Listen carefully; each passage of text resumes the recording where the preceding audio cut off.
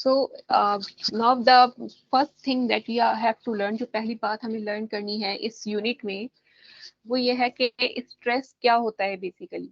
अगर स्ट्रेस को हम अंडरस्टैंड करें तो स्ट्रेस को सिंपली डिफाइन कर सकते हैं कि force upon area, cross sectional area. Basically area नहीं होता, क्रॉस सेक्शनल एरिया होता है। तो किसी भी जब बॉडी के ऊपर, कोई भी सरफेस के ऊपर जब फोर्स लगती है उस एरिया पर, तो उसे हम कहते हैं कि ये जो सरफेस है, ये जो बॉडी है, वो स्ट्रेस में है, इट इज अंडर स्ट्रेस।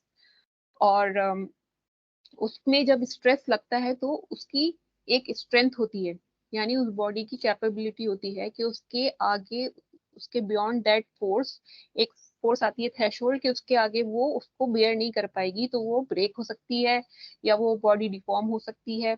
तो उसके जो अंदर जो स्ट्रेंथ है बॉडी के, वो उतनी स्ट्रेस ले पाएगी जितनी वो स्ट्रेस बेयर कर पाती है, उसे कहते हैं स्ट्रेंथ। तो स्ट्रेस और स्ट्रेंथ में ये डिफरेंस होता है। सो हम यहाँ पर स्ट्रेस को हम डिफाइन कर सकते हैं as a force upon cross sectional area, where F is the force applied and A is the cross sectional area. Or we can say that the stress is the internal resistance offered by the body whenever it is subjected to external loading. ठीक है, तो वही बात होगी कि strength क्या है, उसको स्ट्रेस को इक्विवेलेंट मान रहे हैं स्ट्रेंथ के, जब तक वो बॉडी डिफॉर्म नहीं होती है, जब तक वो स्ट्रेस को बेयर कर सकती है।